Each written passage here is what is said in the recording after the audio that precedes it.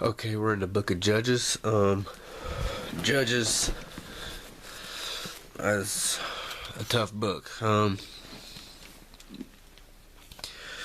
Some of I'll get into a lot of it and tell you the story that's going on and what I get out of it. But some wild stuff happens in this book. So now Joshua died. I believe Eleazar died. So Phineas is the priest. And they don't have a leader now. So the children of Israel went to the Lord and asked him who's going to fight against the Canaanites for them and stuff. So the Lord told him Judah. So Judah and Simeon, they basically fight against more of the Canaanite cities and conquer them. And then certain ones they didn't conquer.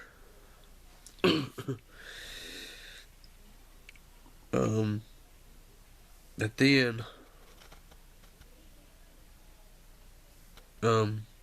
they couldn't drive out the inhabitants of the valley because they had chariots of iron. But the Lord was with Judah and Simeon as they did their battles. And then it goes on down that the rest of the tribes, they didn't drive them out, the inhabitants of the lands, but they made them pay tribute. So they ruled over the inhabitants of lands of the people that was there. Then the Amorites forced the children of Dan into the mountains, for they would not suffer them to come down into the valley. So the angel of the Lord came up from Gilgal, and told him, I made you go up out of Egypt and have brought you to the land which I swore to your fathers. And I said, I will never break my covenant with you, and you shall make no league with the inhabitants of this land. Ye shall throw down their altars, but ye have not obeyed my voice. Why have you done this? And they'll be as thorns in their sides, and their gods shall be a snare to them. The people heard it and lifted up their voice and wept. Because what they did was they basically made leagues with them, married into each other's families, they married into their family. And all that. Let's say Joshua let the people go. The children of Israel went, every man to his inheritance, to possess their land. The people served the Lord all the days of Joshua and all the days of the elders that outlived Joshua, who had all seen the great works of the Lord and that he did for Israel. So when Joshua died and all that generation died, another generation rose up. They didn't know the Lord, nor the works of the Lord he had done for Israel. And they did evil in the sight of the Lord, forsook him and served Balaam, which was a god that they served. The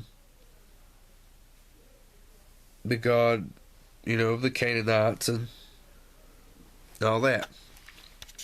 And the Amorites and all their false gods. So they rose up and they didn't know the Lord.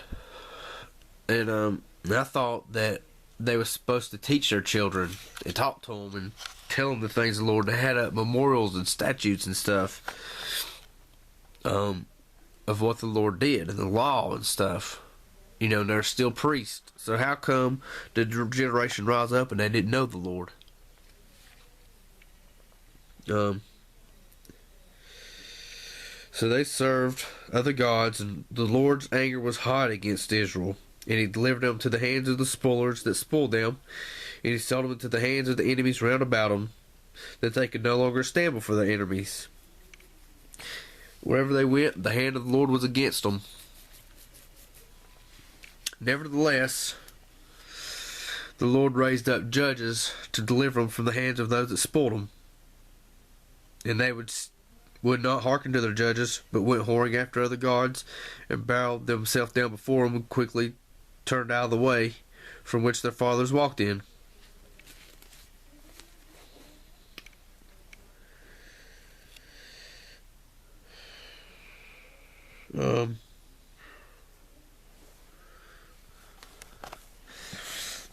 And chapter 3 goes on to,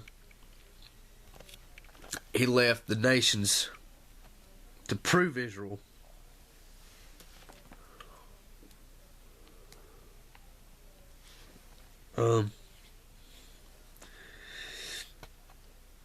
There was the Canaanites, Hittites, Amorites, Perizzites, Hivites, and the Jebusites.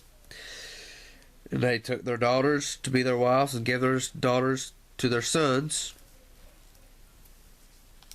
and served their gods.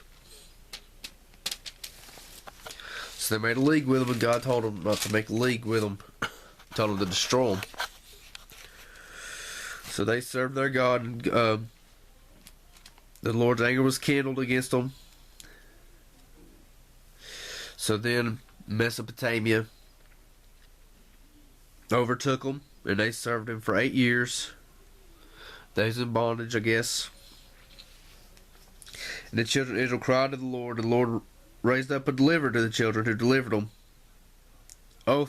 Othniel, the son of Kenaz, Caleb's younger brother. The Spirit of the Lord came upon him, and he judged Israel and went out to war, and the Lord delivered the king of Mesopotamia into his hand, and his hand prevailed against him. And the land had rest for 40 years. And then Othniel died.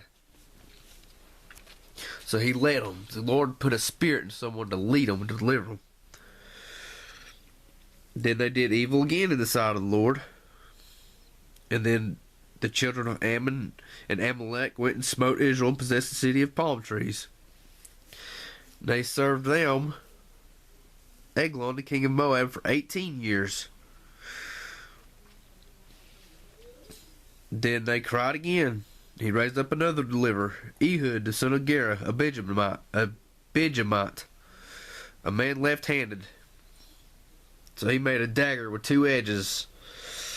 And he took a present to the king of Moab, a very fat man. When he made an end and offered a present, he sent away the people to bear the present. And he turned again, and he says, I have a secret errand unto thee, O king, who said, keep silence. And all stood by him, went out from him. And Ehud came unto the king, and he was sitting in the summer parlor. And he said, I have a message from God unto thee. And he rose out of his seat, and he pulled out his dagger, and thrust it to his belly. And it went in after the blade also, and the fat closed upon the blade, and he could not draw the dagger out of his belly, and his dirt came out. And Ehud ran out.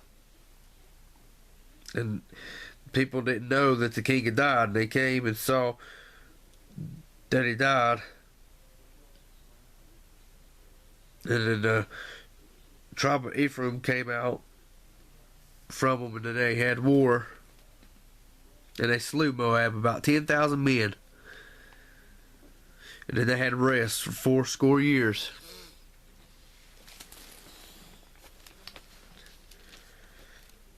Then another one, Shamgar, he ruled Israel, and he slew about 600 men of the Philistines. This has been a trend now. It's like people couldn't think for themselves to serve the Lord. Whenever someone was leading them, then they served them. But then when the guy died, they went back to their own thing. Then they did evil in the sight of the Lord after Ehud died. And they, Lord sold them into the hand of Jabin, king of Canaan. They cried unto the Lord, for he had 900 chariots of iron in 20 years. He was mightily oppressed the children of Israel. And Deborah, a prophetess, a woman, she judged Israel at that time. And she dwelt under a palm tree. And she sent and called Barak, the son of Abinoam, and told him, Hath not the Lord of Israel commanded, saying, Go draw toward Mount Tabor, and take thee with thee 10,000 men of the children of Naphtali and of the children of Zebulun? And then they go to war. Basically, she went with him. And the Lord discomforted the armies and all his hosts with the edge of the sword before Barak, so that Sisera lighted down off his chariot and fled away on his feet, which Sisera was the king.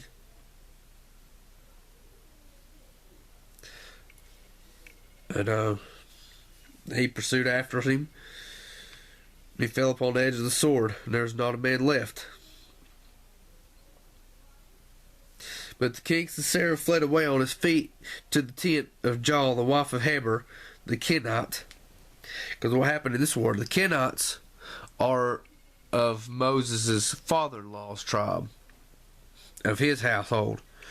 And then I guess one of the guys was mad at him, so he sold him out and told him that they, dropped the bomb on him and told him that they was coming to war. So he ran. Sisera fled on his feet and ran into Jael, the wife of Heber the Kenite. For there is peace between Jabin the king of Hazor and the house of Heber the Kenite. So the wife went out to meet him and told him, Turn in, my lord, turn unto me, fear not. So he turned unto him, and she covered him with a mantle. And he asked her to give him a little water, and she poured milk on him. And he told her, he said, If we may ask where I'm at, don't tell him I'm here. And then he was hiding, and she took a nail from the tent and a hammer and smote the nail through his temples and fastened it to the ground, and he died. And then Barak came to pursue him, and she ran out to meet him and showed him the man that she looked for.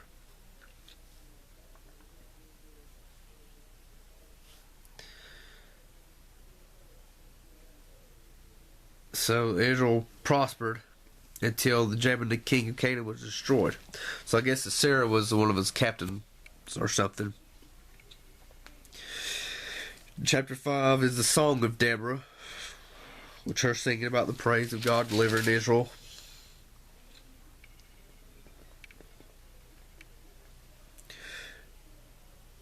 And then,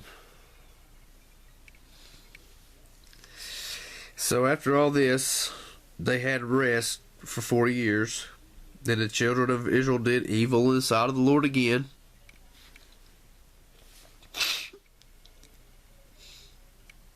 And the hands of Midian prevailed against Israel.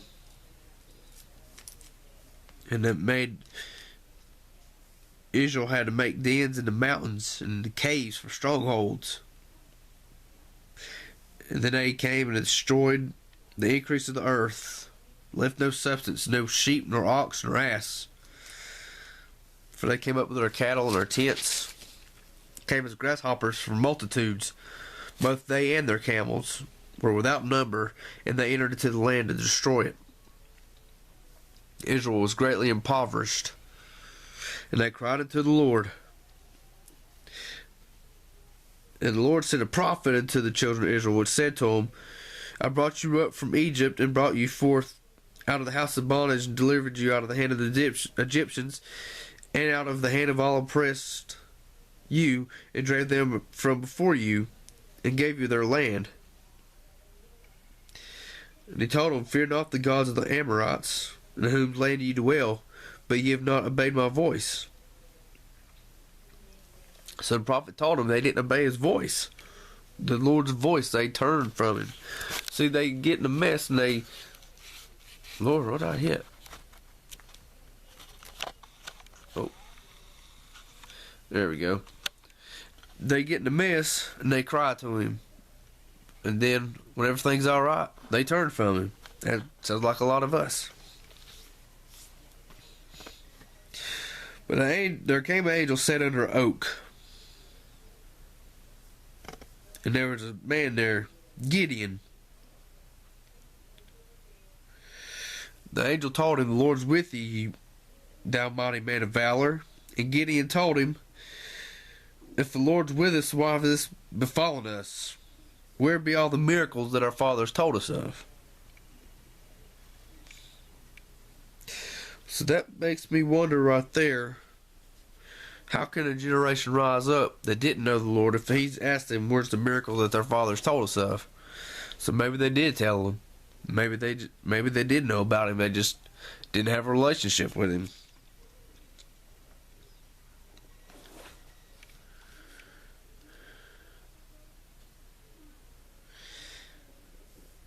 And the angel told him, basically, you're going to save Israel from the hands of the Midianites. And Gideon told him, "Well, how am I going to save him? My family is poor in Manasseh. I'm the least of my father's household." The angel told him, "I will be with you, and you'll smite the Midianites as one man." So then, basically, Gideon tells him, "Well, show me a sign if it's true," and he did that like 3 times. First one was the burnt offering where he did, and the burnt offering was consumed. The other one was he had sheepskin. Was it a sheepskin?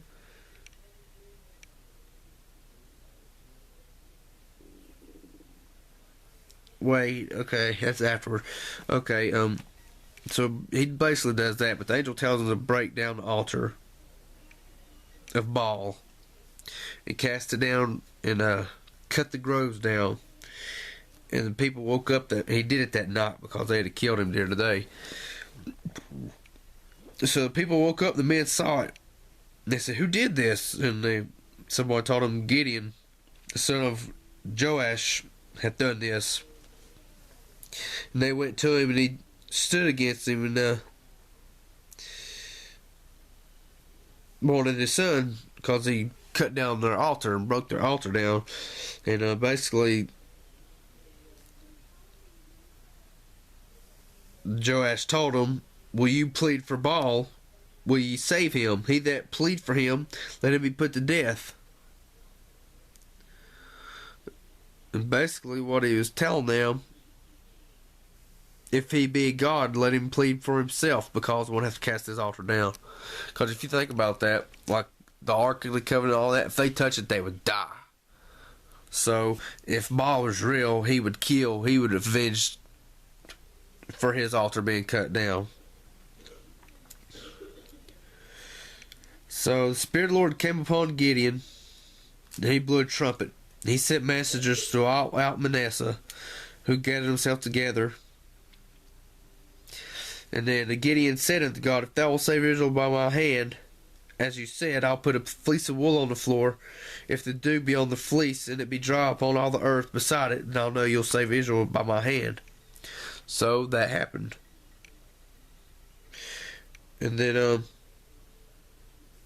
he asked him again, "Well, what if I put it on there and it's wet and the rest of the ground, or if it's dry and the rest of the ground's wet?" So he did it again. The Lord did that miracle again for him, just to prove him. So he had 22,000 men that's ready to fight with him. God told him it's too many people, And he told him, whoever's fearful, let him return and go back home. So he did a speech, and then a lot of them left, and then there only remained 10,000 men. And then he said, "That's still too many." So he told him, whoever goes to the water and drinks, everyone that lappeth of the water with his tongue as a dog does, set by himself, and the ones that bow down on his knees to drink, set them by themselves. So after that, Gideon only has 300 men with him. Now, this is going against a country, 300 men. So he told them to get their stuff ready, and they was ready to go to war.